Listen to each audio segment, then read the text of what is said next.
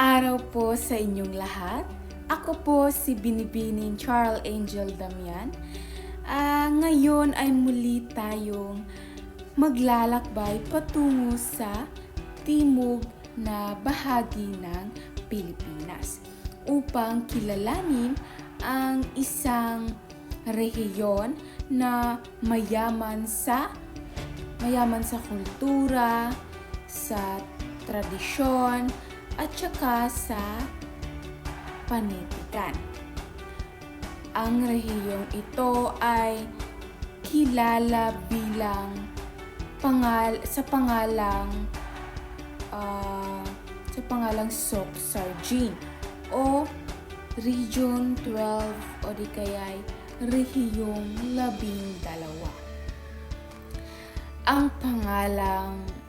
Ang pangalang Soc-Sargin ay nagmula sa mga unang titik ng mga lalawigan at lungsod na bumubuo sa rehiyon tulad ng South Cotabato, Cotabato Province, Sultan Kudarat, Sarangani at saka General Santos City. Matatagpuan ang rehiyong ito sa isla ng Mindanao at saka kilala bilang isa sa mga mahalagang sentro ng agrikultura at kalakalan sa bansa. Dahil sa matabang na lupa at saganang likas na yaman, ay maraming pananim ang umuunlad dito tulad ng palay, tsaka mais, saging at tsaka pinya. Bukod sa agrikultura ay kilala rin ang General Santos City bilang tuna capital of the Philippines. Dahil sa malawak nitong industriya ng pangingisda ng tuna. Ngayon ay dadako naman tayo sa panitikan ng Soc-Sargin. Ang panitikan ng Soc-Sargin ay nagmula sa iba't ibang pangkat etniko na naninirahan sa rehiyon tulad ng Tiboli people, Balaan people, at saka Magindanaon people at iba pang mga grupo. Ang kanilang panitikan ay kadalasang naipapasa sa pamamagitan ng oral na tradisyon o tinatawag na pasalitang tradisyon. Ibig sabihin, ang mga kwento, ang mga awit at saka epiko ay ipinapasa mula sa isang henerasyon patungo sa susunod sa pamamagitan ng pagsasalaysay at saka pag-awit. Halimbawa, si lolo at si lola ay nagsasalaysay patungkol sa mga bayani sa kanilang mga apo. At saka narito ang ilang halimbawa ng panitikan sa rehiyong ito. Una ay ang Tiboli people or Tiboli. Ang mga Tiboli ay kilala sa kanilang mga sa kanilang mga kwentong bayan at saka epiko na naglalarawan ng kanilang mga paniniwala tungkol sa kalikasan at saka sa kanilang mga ninuno. Sa kanilang mga kwento ay madalas na lumilitaw ang mga espiritu ng kalikasan at saka mga bayani na nagtatanggol sa kanilang komunidad. At sa pangalawang panitikan naman ay ang Balaan people or balaan. Ang mga balaan ay kilala sa kanilang mga awiting bayan at saka salaysay tungkol sa kanilang kasaysayan at saka sa kanilang pamumuhay. Ang kanilang mga kwento ay kadalasan tungkol sa pagmamahal sa pamilya, sa kalikasan at saka sa komunidad. At ngayon ay sa pangatlong panitika naman tayo sa Sorsogon. Ito ay Maguindanao. Ang Maguindanao naman ay mayaman sa mga epiko at alamat na nagpapakita ng kabayanihan at saka karunungan ng mga kanilang mga ninuno. Sa pamamagitan ng kanilang mga kwento at awit ay naipapakita nila ang kanilang kultura at saka kanilang tradisyon. Ngayon ay dadako na tayo sa pananampalataya ng mga Sorsogon. Ang mga tao sa Sorsogon ay may iba't ibang pananampalataya dahil sa pagkakaiba-iba ng kanilang kultura at saka kanilang etnikong pinagmula. Marami sa kanila ang sumusunod sa Roman Catholicism at iba pang uri ng mga Kristyanismo. Samantala, ang ilang pangkat etniko tulad ng mga Maguindanaon ay sumusunod sa relihiyong Islam. Mayroon ding mga katutubong paniniwala ang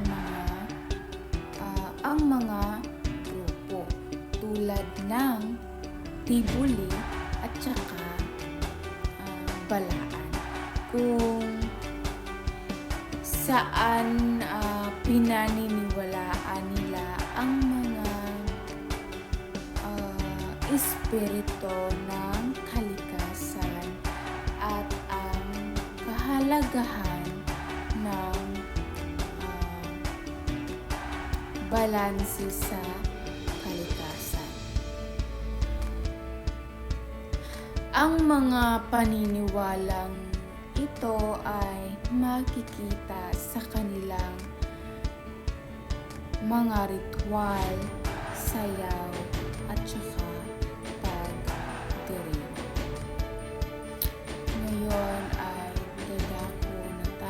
sa pamumuhay ng mga taga-Soksajin. Ang pamumuhay ng taga-Soksajin or ng mga tao sa Soksajin ay nakabatay sa kanilang kapaligiran at likas na yaman. Karamihan sa kanila ay umaasa sa pagsasaka, sa pangingisda at saka sa pangangalakal bilang pangunahing hanap buhay. Sa mga lalawigan tulad ng South Cotabato at saka Cotabato Province ay malawak ang mga sakahan na nagtatanim ng palay, mais at saka mga prutas. Samantala, sa General Santos City ay mahalaga ang pangingisda at saka industriya ng tuna sa ekonomiya ng kanilang lugar.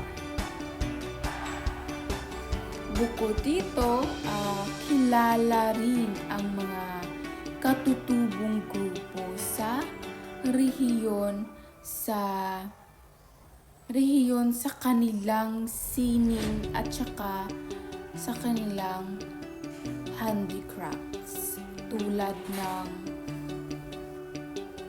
paghahabi ng tela at saka paggawa ng mga alahas.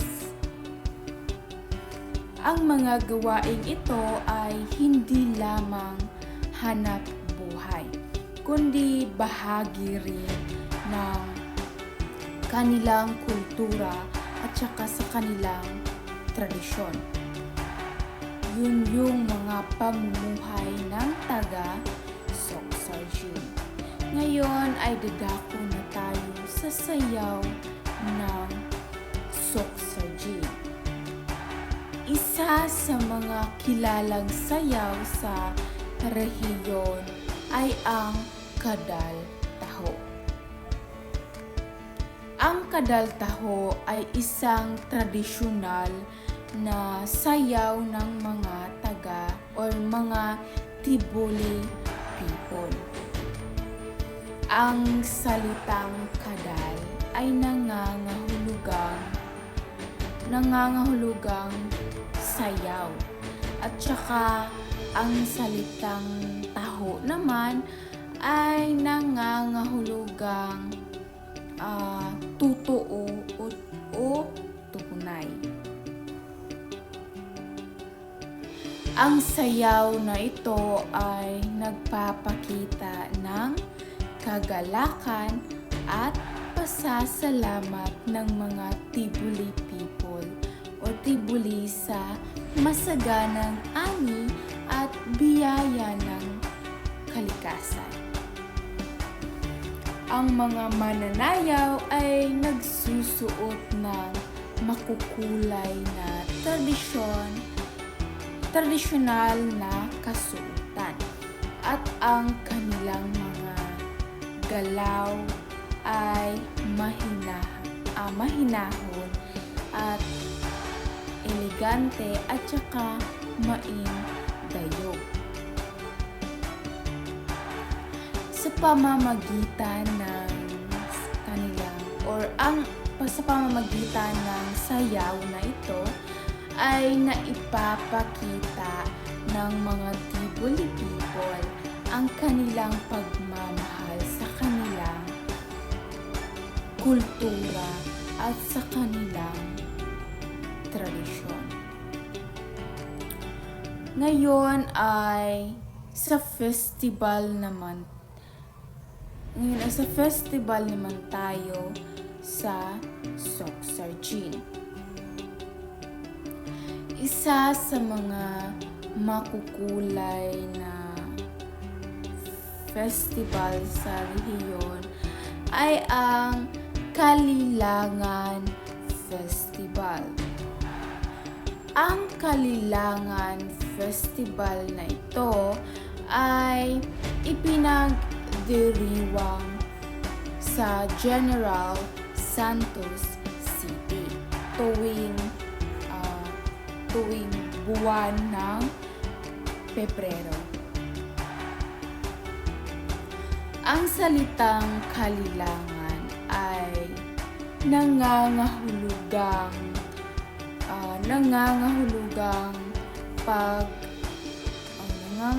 pagdiriwang o kapistahan.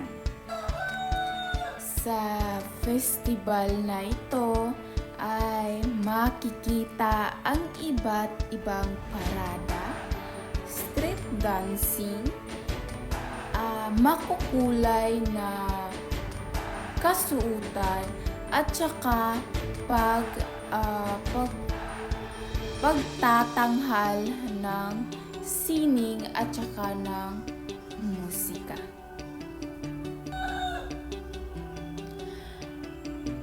Ipinapakita rin dito ang iba't ibang lokal na produkto at pagkain ng rehiyon. Ang Kalilangan Festival ay hindi lamang simpleng pagdiriwang. Ito ay isang paraan upang ipakita ang kanilang pagkakaisa ng iba't ibang kultura at komunidad sa lungsod ng General Santos City. Sa kabuuan, ang Soksajing o Rehiyong 12 ay isang rehiyon na mayaman sa kultura, tradisyon at saka sa panitikan. Ang mga kwento at awit ng mga pangkat etniko tulad ng Tibuli, Balaan at saka Magindanaon people ay nagpapakita ng kanilang kasaysayan at paniniwala. Samantala, ang kadaltaho na sayaw at ang Kalilangan Festival ay nagpapakita ng kanilang sining, talento at pagkakaisa bilang isang komunidad. Sa pamamagitan ng mga ito, mas lalo nating na uunawaan ang mayamang kultura at tradisyon ng mga tao sa Soksajing. At ayan lamang po, maraming salamat sa inyong pakikinig.